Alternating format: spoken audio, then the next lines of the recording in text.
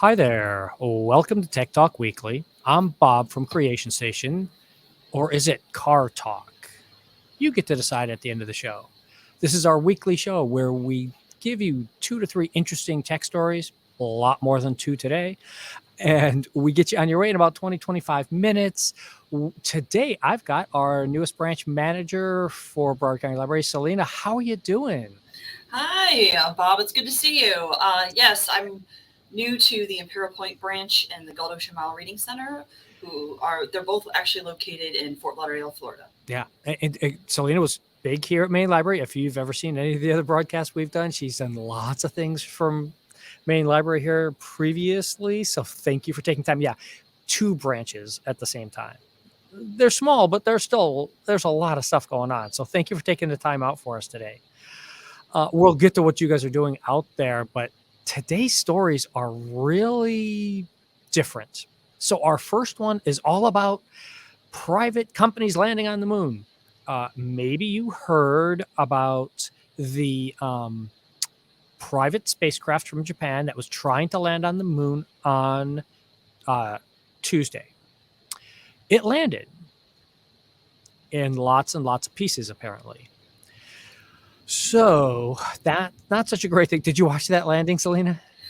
No, but that sounds very expensive and traumatic.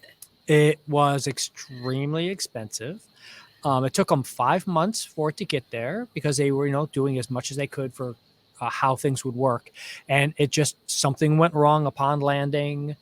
In the last couple of kilometers, it lost its way. So space is hard.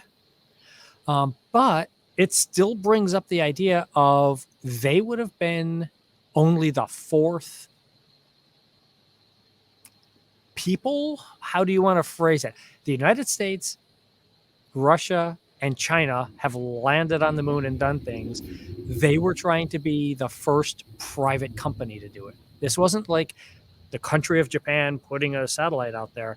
This was just a private company out of Japan launching this little satellite right here and dropping it on the moon to start mining and start establishing things and now, one of the good things, they're going to give the data back to NASA so that we would get more information, know when the Artemis missions start landing out there from NASA, what to expect.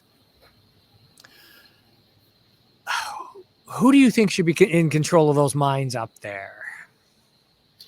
That's a very interesting question because basically, space, no one's really claimed it. It's international territory, kind of like international waters. Yep, that's the only analogy I can really think of. There is an official moon treaty signed by many countries, not all, but most countries, but not any companies. Yeah, and it just shows you also, too, how expensive and challenging space is, that we still don't have enough good technology would make for safe space travel.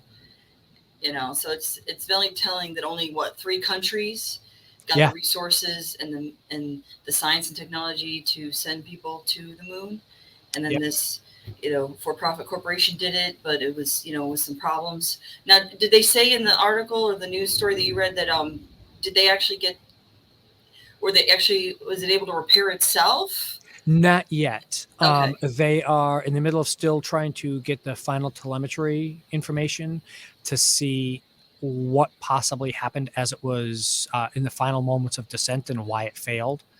Some guesses because there was no people, right? It was a drone. No people, no nothing. Good. It's just thank goodness. But so here, just so you know why I thought this was still an important story to do, regardless whether they made that landing or not. Here's a listing of 11 more already planned private trips within the next 2.5 years, going out through 2026, of companies that are already building their satellite, building their rovers, building the stuff to land privately on the moon. So this is happening. Yeah, and actually, I'm scared about this because I have deep concerns about it, because NPR was reporting about waste in space. There's all this dangerous waste in space floating around that could damage other space shuttles and satellites and drones. Yeah. So I think everyone needs to come together in the international community and figure out what we're going to do with the space waste We that's floating wish. around I wish. And then, and that's the you. planet and the moon. Yeah, and you make an excellent point, because this isn't something like the United States gets to decide. This is not something that the United States and Russia gets together and decides. You've got all these private companies that have to also agree to these rules and figure out what you're going to do and who's going to do it, when, where, how. Yeah, it's not. If you want some more information about this, and as always, our show notes are there in the comments for you, so you can go follow these links. But the number 2 link that I put in there for you just now is a podcast called Make Me Smart, and they did an episode just last week on the economy in space. It's all about economics, and it's talking about this exact problem. So it's a good another 30-minute listen to talk to some experts about how much are we actually spending, what's the return on investment, and stuff like that for being on the moon. So when you get a chance to go listen to it, it's fun. And also, Bob, I think I've seen articles and documentaries where they talk about some of the technology that they use in space could be used for underwater exploration, because both 100%. environments are very hostile to human life. Yeah, I mean, that is one of the things. Yeah, the planet's pretty big. We haven't even explored the whole planet yet. So take a look and go see what you can find here on this planet before we start trying to figure out how to live on Mars. It's harder to live in the bottom of the ocean than it is on Mars. Let's figure that one out first. And then we get to car talk. So, Salena, are you into cars? Yes, I have a Toyota Corolla because it has low gas mileage. Excellent. And it's cheap. Well, that's a very good thing. So we have a whole 1, 2, 3, 4, 5 stories today just about cars, whether they are self-driving or electric. So we're not going to cover everything about all of these articles. I do want you to follow those links, because there's some really behind the scenes nuts and bolts stuff about this. First up is driverless cars. So San Francisco is living in the driverless car, robotic car, however you want to phrase it, world now. Starting earlier this year, late last year, they stopped requiring drivers in the car. So since 2018, they've been having these cars out in the field doing their stuff, but there was a human preparedness driver, I think is how they called them, just in case anything goes wrong. Well, they've driven millions of miles like that. There hasn't been anything going wrong, except for that one famous company that begins with a T. And so they are moving forward with these, driving fully autonomously, but it doesn't always work out the way you want. Did you like this one about the fog? Yeah, that's why I'm still kind of nervous about this self-driving cars. Why? I'm just nervous about it because weather conditions. Yeah, exactly. So the super quick about this article is, one of the complaints some residents had was, we had really dense fog and the cars stopped. And it's like, yes, humans should be smart enough to stop. It's really dense fog. You can't see to drive. You should stop. And so the maybe smarter cars actually did stop. And people were pissed off about it. Like, why are you making me stop? I wanted to keep driving in dangerous conditions. And it's like, this is why we need these cars. No. When this car stopped, was it on the side of the road? Yeah, no, they pull over to the side of the road and they stop. Okay, except that, that's good. And they make some comments, and hear about how often that sometimes there'll be so many of these cars, it'll actually cause a traffic jam of just driverless cars trying to get off the road, because like all 4 parking spots will be taken up. By the way, if anybody hears that rumbling behind us, they are practicing for the Fort Lauderdale Air and Sea Show down here. So both Salena and I have the Blue Angels flying overhead every 5 to 10 minutes. It's been fun. I think you're even closer to it than I am. But they've still circled. pretty loud. They circled around the building, and one of the bombers went over. Yeah. Oh my gosh, I bet it was very loud. Yeah, it's Your loud building's sometimes. very tall. Yeah. The main library is like 8 floors. Yep. So this whole idea of these cars out there driving and doing, and the key problem is, will you accept getting into a car that doesn't have a driver in it? There's a steering wheel, but that's it. And there's no way for you to sit in that steering wheel spot. You're sitting in the back seat, and it's just taking you from place to place. I don't know. I'm still, I want them to test a little bit more. I'm not quite ready yet. How many millions of miles are going to make you feel better?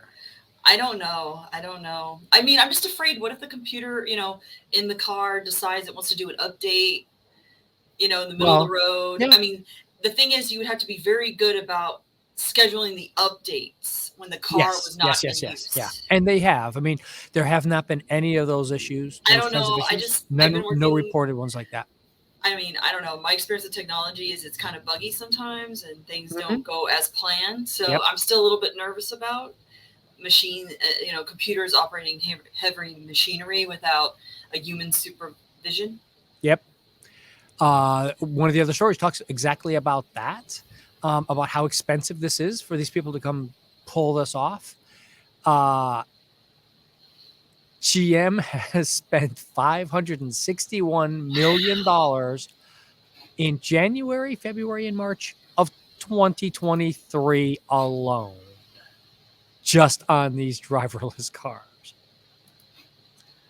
So yeah, there's a lot of testing. It's really expensive, and trying to make these things work with customers is a problem. But I'm trying to find out where the other ones. Oh, here it is. So if you ride in between 10 p.m. and 5:30 p.m., you have to pay for the trip, but only in certain parts of San Francisco, which is another contributing factor for why they're losing so much money, because they are not allowed to charge for certain areas. You can see here on the map of how much of the city they're allowed to operate in. So they're moving forward. And again, both of us are here in Florida. We don't have access to these yet, but we are the number 3 state for this. After California, Arizona and Florida are the number 2 and number 3 states for driverless vehicle permits and everything else like that. So they're coming to Florida soon. Just not sure when. You're just not anxious for this to happen, are you? No, not really excited about it. See, I would love if my car could do this. I could get in the morning, press the work button, sit there. I could do my emails. I could read my book. I could just get here, get to the library, get out of the car. I mean, I don't know. How do these automated cars, how do they deal with like super slow drivers, aggressive drivers? Well, they follow all the rules. So that's the problem. That's where some people dislike them. So they'll probably get rear-ended by some of the aggressive drivers in Florida, and I imagine there's some in California. It depends. Maybe. Again, that's why we don't have flying cars, because nobody can drive in 2 dimensions. Just yes, imagine I'm so glad we don't give have them a flying third cars. dimension. Yeah. I don't really trust people on the road. I certainly am not going to trust them flying. Yeah. So there's two other big stories, but one that just hit like everybody, I think, in their news feeds was GM kills the Bolt. They were supposed to phase out the Bolt, which is their electric vehicle. They're smallish. I mean, it's not a tiny car. It's a compact car. I have one of these. It's great. I've got 22,000 miles on mine in just over a year and a half. So yeah, no, these are amazing cars. And they were supposed to go to shut them down at the end of last year, but they had such a backlog of inventory of purchasing that they had to fulfill that they've decided to make it until November of this year. And they made it official earlier this week at one of the auto shows that they will no longer make the Bolt. There's 2 different models of it. And that's because they're moving to a different battery configuration, a different platform, as they call it, for what they're using, both as an electrical pack on it, the steering, etc. The motors are all going to be on a new thing. So rather than trying to refit the bolt to fit that, they're just going to kill off the bolt and move on to a new vehicle, which is partly because of these new economy standards that have to go out. And that's why everybody's looking at buying electric vehicles, because of those things. I've got a friend who works at an engineering company. They actually designed the electric buses that Broward County uses. And he said, you don't have to go to electric. Anybody could rebuild a car anywhere in the United States to fit these standards. You don't have to do electric, but you have to move from 40 miles per gallon to over 100 miles per gallon to pull that off to meet these standards. So that's why, if it seems like everybody is going to electric, that's why. They just feel that the engineering is so much easier to go to an electric vehicle than to try and redo your gas engine again to try and figure this out. It's really, really interesting to see. People say it's not a design center. That looks like a perfectly fine car to me. Yeah, I think it looks attractive. I mean, and me personally, I never really cared about what the car looks like on the outside. I'm inside the car. I'm not outside the car. So that's what I'm always more worried about, is getting those kinds of things. So I think that it was a really nice car. It has been a really nice car. This is my second Bolt, actually. Oh, and nice. Yeah. And now, how do you charge it? Do you have a hookup to your house? Yeah. Oh, okay. I just plug it into a regular outlet in the garage. Not any fancy anything. You can have a 220 outlet if you want to and go, but no, I go around 37 miles a day, a round trip from home to work and back. Mm-hmm. And it can recharge that on the basic trickle charge. You're just plugging it into the wall. It takes about, I think, like 9.5, 10 hours to recharge for that 30 miles. Now, did it increase your electric bill at home at all? Yes. Just a little by bit? By about $1.25 a month or something like that. It's a ridiculously low number. So not by much. No. Okay. And that's kind of the trick, is I'm charging just like having the vacuum cleaner plugged in for 9 hours. That's basically what I'm doing. Unlike having that 220 outlet where you've got a full kind of dryer and you're plugged in and you're drawing more power off of the grid to charge faster and things. Yeah, I mean, I've talked to several people about this, and we've all thought about buying electric vehicles in the future, but price was definitely a major concern. Yeah. Because the EV vehicles are about 10 or 20 grand more on average. It depends on without those compared incentives, to similar gasoline or hybrid vehicles. And then I've heard people debating about hybrid vehicles, like maybe we shouldn't, people shouldn't be getting as many hybrid vehicles. But the cool thing about a lot of the hybrid vehicles is usually you can get over maybe 50 miles to the gallon. Yeah, and that's so they have much good. They go from 15 to 100. Yeah, it's not happening. So they're just not going to make the car, and they're going to go electric. Yeah. Which the final piece of the puzzle for GM is they're going to build all the battery plants. They're basically moving the battery plants from South Korea to the United States, because currently a lot of the batteries that are in electric vehicles here in the United States, other than Teslas, are built in South Korea and shipped to the United States and installed. Some are built in Japan also, but those mostly go for Nissan. And so this is going to be one of those things where they're going to just create these huge battery plants, $3 billion plants, to go in and make it happen in Georgia. So I think that's a great idea. This isn't Detroit. This is this is everywhere in the country is going to have manufacturing like this. And I think that's a great idea, because what if there's ever another pandemic or supply chain issues? We need batteries. Yeah. Yeah. And so I think that's good that we're diversifying that and having some of the batteries manufactured in the United States, so that we don't have all the eggs in one basket. Because I mean, the possibility of another pandemic is very real. A completely different pandemic could happen because the increase will happen in global temperatures, the international Yeah. travel. You know, And yeah, somebody in the chat brings up that the EV Hummers are just way too big. And yeah, that is a whole nother show to talk about dangerous sized vehicles, because that much mass, that much speed, that tall, yeah, you could do some serious damage to other vehicles, and it just people don't stand a honestly, chance. I don't think the Hummer should have ever been a civilian vehicle. I think it should have just been a military vehicle. It's so big. I do not understand why people, mostly men, feel a need to drive big, huge vehicles. Because I think even a big truck would be slightly safer than a Hummer. Like Hummers just look like a military vehicle to me. They look like they look very dangerous, even more than a big truck. Tell me, Salena, what's going on out there at your branches out? Give us a plug. What's happening out there? So I'm excited because I'm doing ebook classes again, because you know how I love ebooks.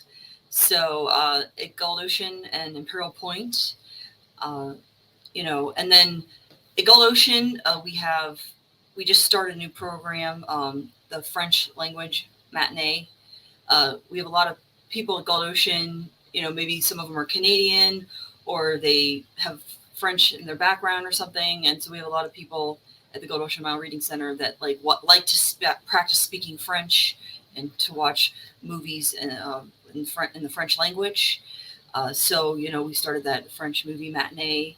And then, as I say, I'm doing ebook classes at Imperial Point and IP during the month of May. You know, and I'm planning on, you know, maybe adding some other classes in the future. Excellent.